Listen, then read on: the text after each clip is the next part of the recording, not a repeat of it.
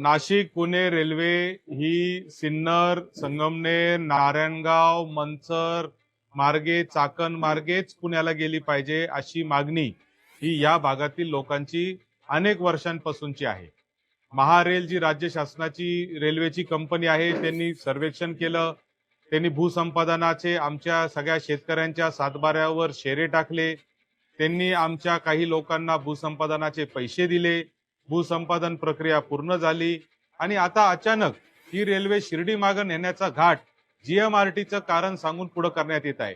वास्तविक 15 ठिकाणी जगामध्ये जीएमआरटी सारख्या रेडिओ टेलिस्कोपचे प्रोजेक्ट आहे, ज्याच्या जवळून रेल्वे गेलेली आहे, मात्र कोणताही अभ्यास न करता केंद्र शासनाच्या रेल्वे मंत्रालयाने आता हा नवीन डाव खरं तर काढलेला आहे। पूर्वी आमच्या ग्रामीण भागामध्ये अशी म्हण होती का पुण्यावरून पुणतांब्याला जायचं, अशा पद्धतीचा उलटा प्रवास करण्याची वेळ आता या रेल्वेला आलेली आहे।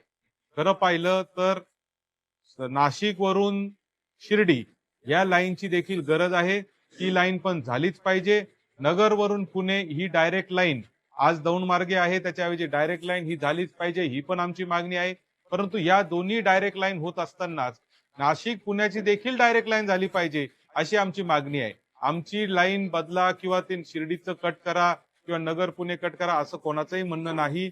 आमचं म्हणणं आहे की नाशिक वरून सिन्नरला रेल्वे येईल, सिन्नर वरून टी पॉइंट टाकून शिर्डीला जाईल, तीच रेल्वे पुढे इकडे संगमनेरला येईल, संगमनेर वरून चाकण मार्गे ती पुण्याला जाईल।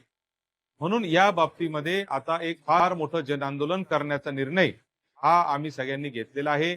मी मागील काळातही रेल्वे मंत्री अश्विनी वैष्णव साहेबांना भेटलो होतो, त्यांना मी समजून सांगण्याचा प्रयत्न केला होता।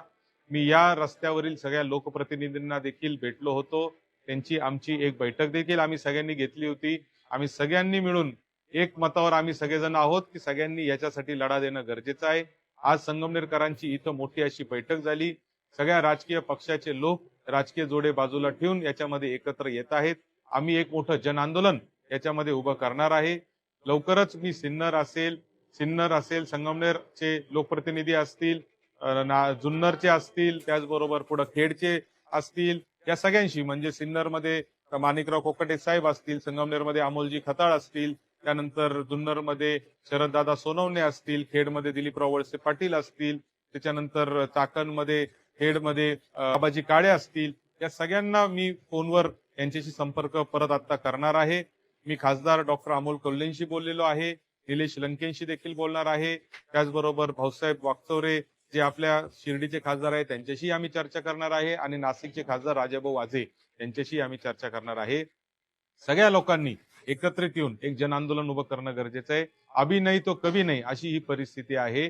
आता जर रेल्वे झाली नाही तर पुढच्या 100 वर्षात ती होणार नाही आणि त्यामुळं सगळ्यांनी एकत्र यावं, कोणीही कोणताही अभिमान स्वाभिमान बाळगू नये, सगळे राजकीय जोडे बाजूला ठेवावेत आणि एकत्रित येऊन आपण भावी पिढ्यांसाठी, आपल्या भागातल्या भावी पिढ्यांसाठी आपण एकत्र येऊन आपण हे आंदोलन करावं अशी मी या निमित्ताने सगळ्यांना आवाहन करतो। आजच याची रूपरेषा ठरवण्यात आलेली आहे। उद्यापासून सह्यांची मोहीम संगमनेर तालुक्यात होणार आहे, अशी सह्यांची मोहीम बाकीच्याही तालुक्यात व्हावी त्यासाठी तिथल्या लोकप्रतिनिधींशी मी चर्चा करणार आहे।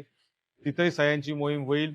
सह्यांची मोहीम झाल्यानंतर पुढच्या टप्प्यामध्ये आम्ही ऑनलाईन पिटिशन, डिजिटल कॅम्पेन असं सगळं आपण याच्यात चालू करणार आहे आणि ते झाल्यानंतर पुढचा टप्पा म्हणजे रस्त्यावर उतरून देखील आंदोलन करणार आहे।